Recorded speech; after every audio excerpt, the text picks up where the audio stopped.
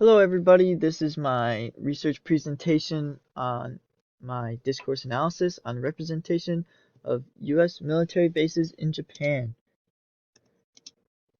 So first off, I'll show you my how possible puzzle. I am researching how is it possible that the US bases in Japan are represented as unwanted, destructive, supportive, defended, and costly. So my introduction of what I'll be going over my literature review that I conducted, my methodology behind my research, the analysis I am giving on my research, and which is based on the representations that I listed in my puzzle, and then the figure analysis where I go over my word cloud and my comparative diagram, and then we'll finish it off with the conclusion.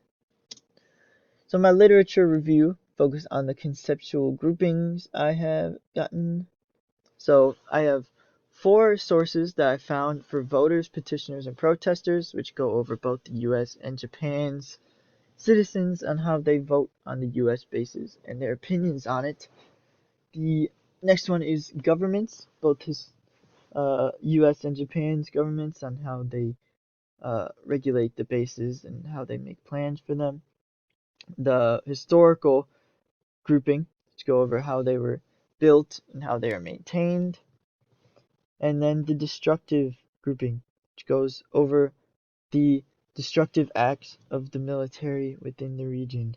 That is a bit of a smaller grouping, but still one nonetheless. The actors I had in my mapping representations are the US and Japanese citizens, both of their voting and petitioning and protesting. The next one is the US Japanese governments, how they regulate and maintain the bases and replace them, which we'll go over in a second. And then a lesser one is the servicemen that actually work in the bases.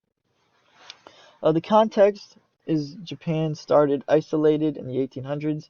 America arrived in their country to show them, like, to open them up, to expand them. And it allowed them to get industrialized to the point of World War I, where they fought in that as an ally. But then in World War II, they were no longer an ally and attacked the U.S., which forced the U.S. to use a nuclear bomb on them, and thus began the removal of their military and the replacement of the U.S. military stepping over, which brought us into the Cold War, where the U.S. used the bases to get a foothold in the region during the Vietnam, Korean War. And now we come to current time, where the bases are now used to protect Japan from China and North Korea, mainly. My plan for evidence generation is I really wanted to use voting data and statistics from voting polls and stuff.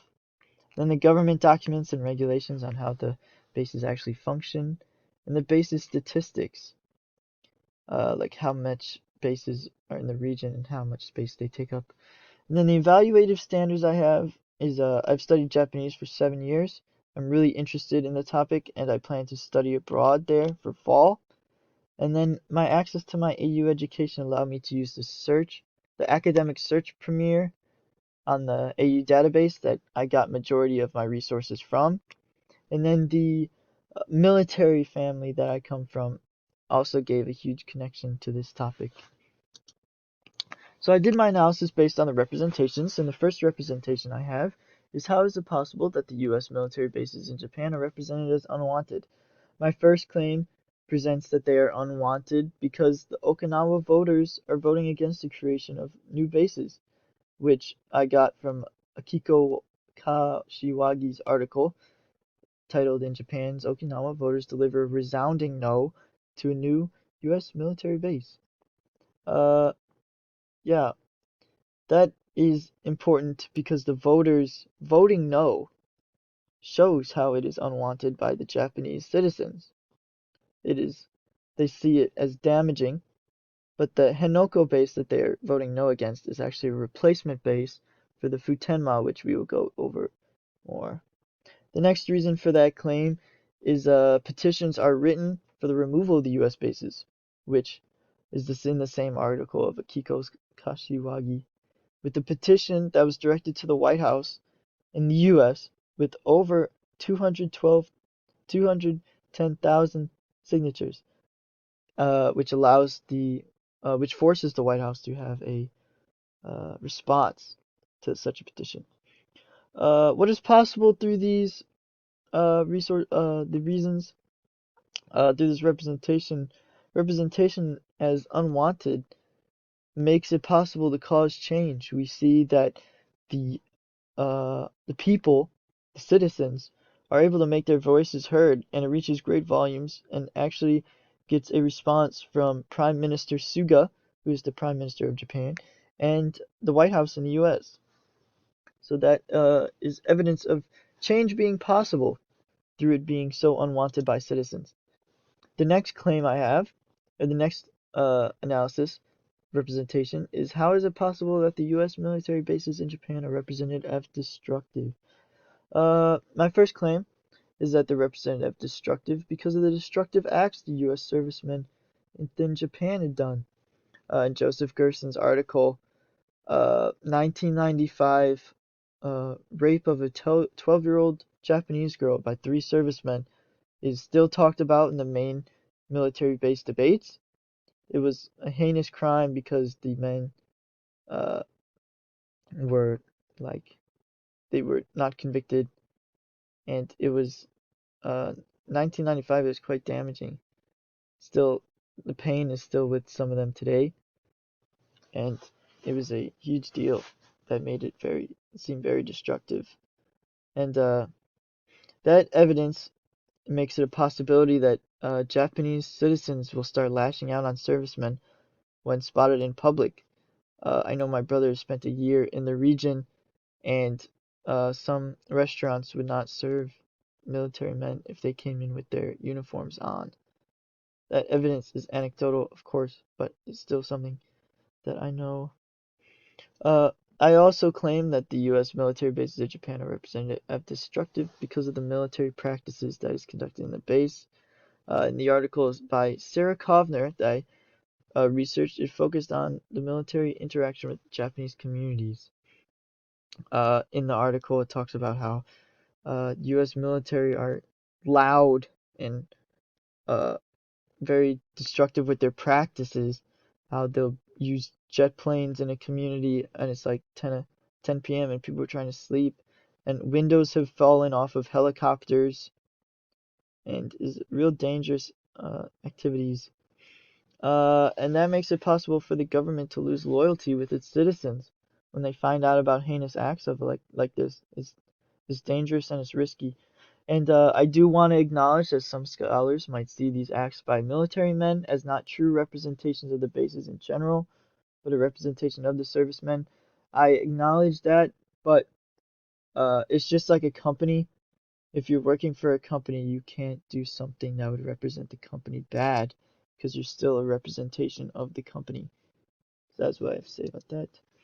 How is it possible that U.S. military bases in Japan are represented as supportive? I claim that they are represented as supportive because of the protection the U.S. has provided Japan with and will continue to provide Japan.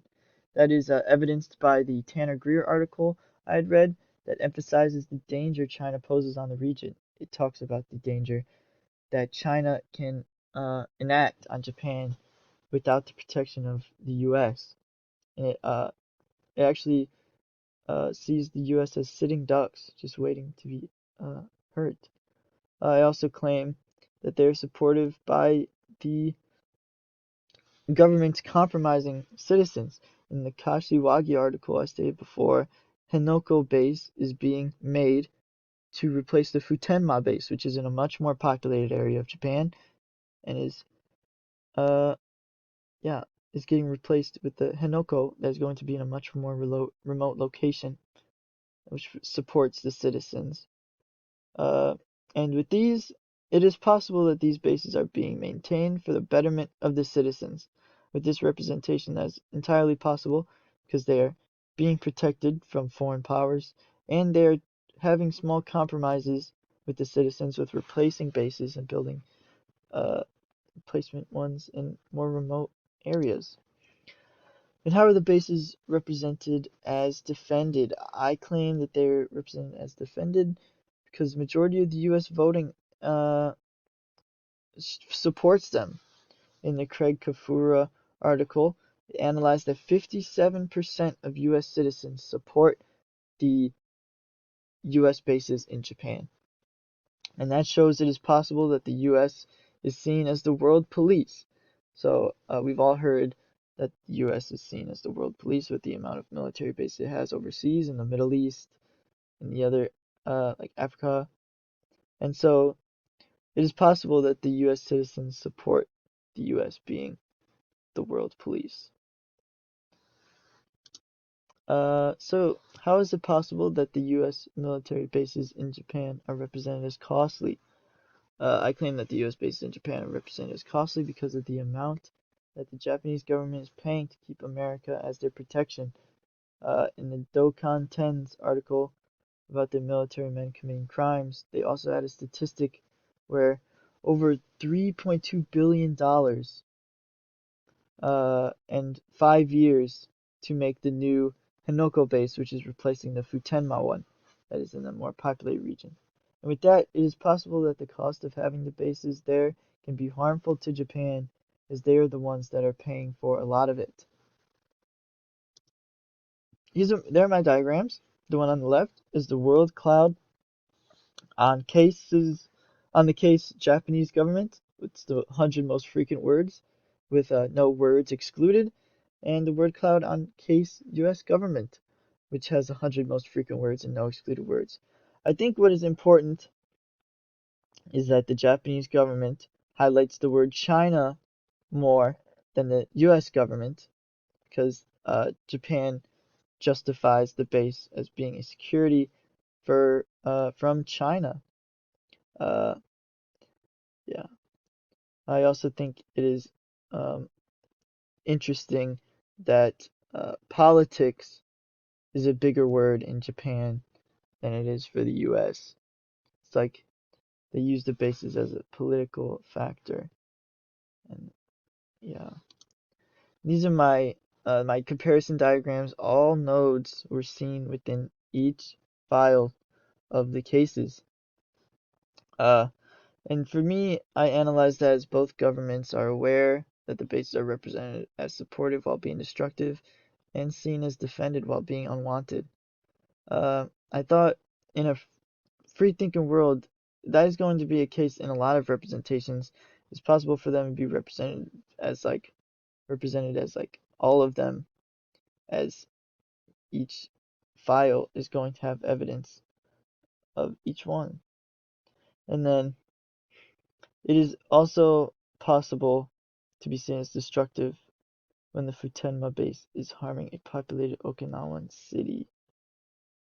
So, and in conclusion, I started my puzzle with one representation that grew into many different representations, and it is clear to see a large grouping sees the bases as many different things, and it is impossible to stick the object of inquiry to one representation. I hope my findings shed light on how controversial the bases being in the region are, and being in the US, it is easy to ignore those bases, because that is not a base of war. It's easy to lose sight of it and not really care about it. And then my contribution would be to add more evidence of compromise that the governments are doing to appease the people of Okinawa. The Futenma base is being replaced as a compromise, but is still being met with opposition. I should be conducting an analysis to see if the replacement was actually better for the region. For future research, I want to delve into sources written in Japanese because of my Japanese ability, and a source that does not know about the US role as the world police. I think that would be a more difficult one to find, but it would be interesting to see how representations change with the difference in contextualization.